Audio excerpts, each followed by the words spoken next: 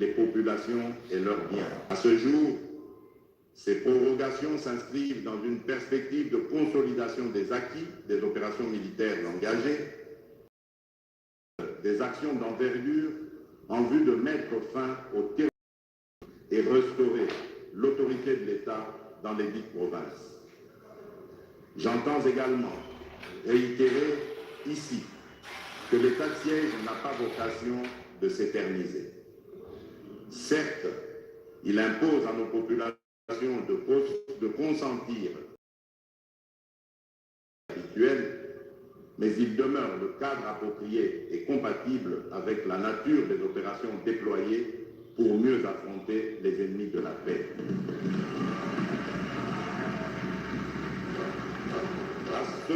À ce propos, j'avais reçu en audience le 12 octobre dernier les députés nationaux et sénateurs du Nord Kivu et de l'Ituri, porteurs des préoccupations des populations des provinces concernées par l'état de siège.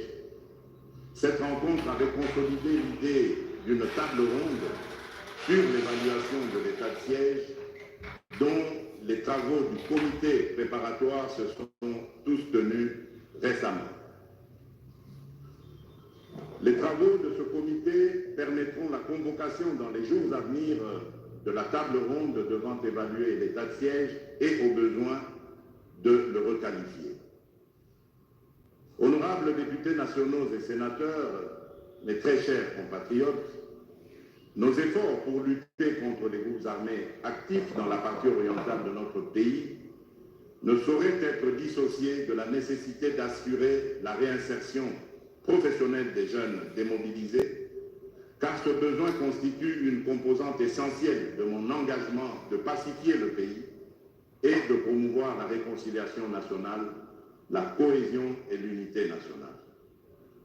Le nouveau programme de désarmement, démobilisation, réinsertion communautaire et stabilisation, le PDDRCS, en sigle, se distingue des autres par son approche de réinsertion axée sur le relèvement communautaire. La réinsertion des ex-combattants se fait dans une logique d'intégration sociale au sein des communautés et non au sein des FARDC.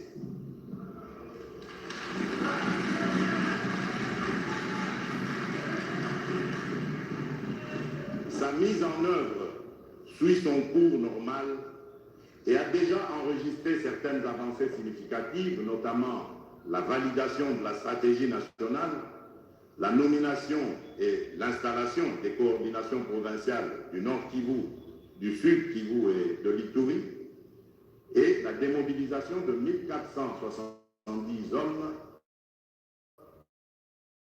et 43 femmes, dont la formation emploi est en phase de démarrage.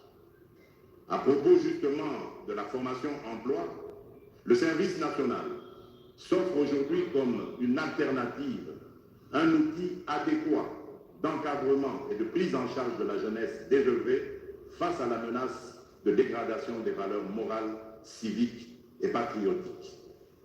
Je me suis donc résolu à redynamiser ce service qui a pour mission d'éduquer, d'encadrer et de mobiliser les jeunes Congolais aux actions civiques et patriotiques en vue de matérialiser la reconstruction de notre pays. Je vous informe qu'à ce jour, 4500 jeunes, communément appelés Kuluna, Chégué ou Vagabond, venus des provinces de Kinshasa, du Congo central, du Kasaï oriental, du Kwango, du Olomami, du Haut-Katanga et du Lualaba, sont au centre de formation de Kanyama-KCC en vue de leur encadrement et réinsertion sociale. Ils y reçoivent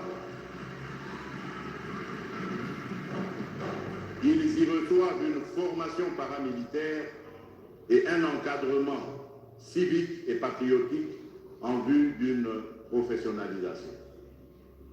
Honorables députés et sénateurs, mes très chers compatriotes, d'aucuns se posent la question quant à l'organisation des prochaines élections. En réponse à cette préoccupation légitime, je tiens à préciser que pour consolider notre jeune démocratie encore fragile, le respect des cycles électoraux demeure une exigence.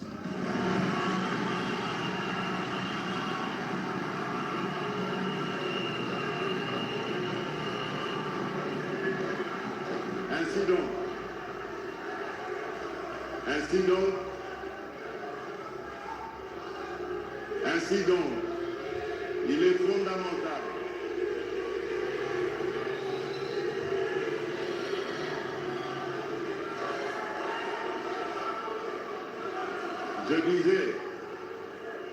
Je disais, d'aucuns se posent la question quant à l'organisation des prochaines élections. En réponse à cette préoccupation légitime, je tiens à préciser que pour consolider notre jeune démocratie encore fragile, le respect des cycles électoraux demeure une exigence.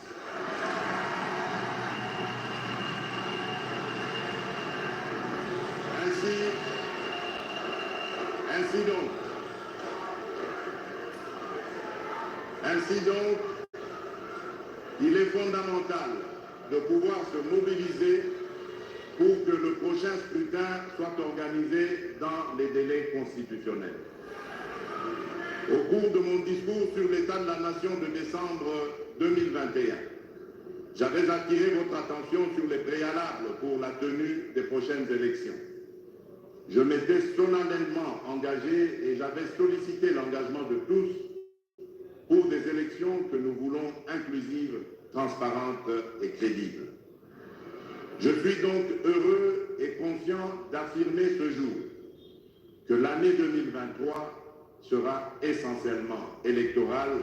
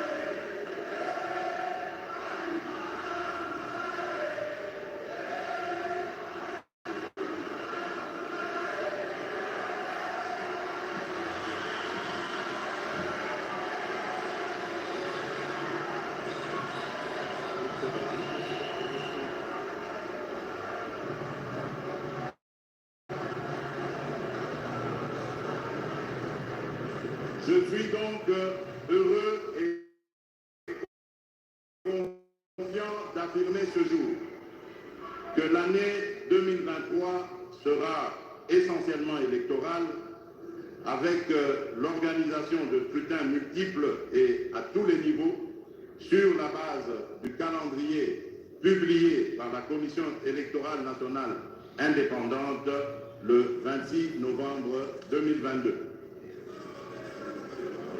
Selon le calendrier, les opérations d'identification et d'enrôlement des électeurs vont débuter ce 24 décembre dans la première des 3 aires opérationnelles et se poursuivront à travers le territoire national.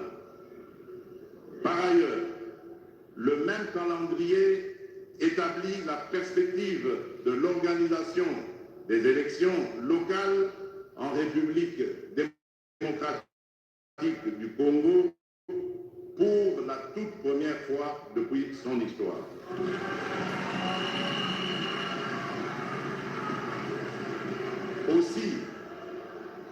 Aussi convient-il de signaler que par souci d'inclusion, la Commission électorale nationale indépendante s'est résolue d'identifier et d'enrôler nos compatriotes de la diaspora dans 5 pays choisis en guise d'expérience pilote. Il s'agit de la République d'Afrique du Sud, du Royaume de Belgique, du Canada, des États-Unis d'Amérique et de la France.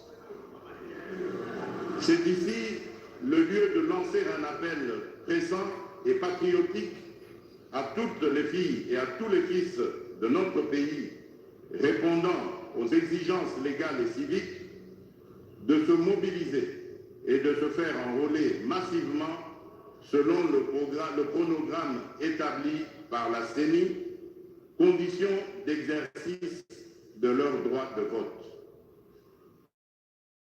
Face aux multiples enjeux qu'occasionne le processus électoral en cours, j'ai instruit le gouvernement à accompagner la Commission électorale nationale indépendante et à ne ménager aucun effort relatif à la mise à sa disposition